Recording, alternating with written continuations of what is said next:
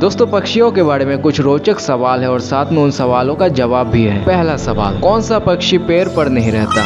उत्तर है टिटहरी। ये पक्षी हमेशा जमीन पर ही रहती है। दूसरा सवाल, कौन सा पक्षी छूने से मर जाता है? उत्तर है टिटोनी। ये बहुत ही अजीब है कि ये पक्षी छूने से मर जाता है। तीसरा सवाल, वर्तमान हमारी धरती का सबसे बड़ा पक्षी कौन सा है? उत्तर है शुतुरमुर्ग। चौथा सवाल, कौन सा पक्षी सबसे बुद्धिमान माना जाता है? उत्तर है कौवा। कौवा बहुत ही चालाक और चतुर होता है। पांचवा सवाल, दुनिया का सबसे छोटा पक्षी कौन सा है? उत्तर है बी हमिंगबर्ड। इसे झुनझुन सीटों के नाम से भी जाना जाता है। और दोस्तों इसी प्रकार मजेदार वीडियो के लिए हमारे साथ जुड़े रहिए। धन्यवाद।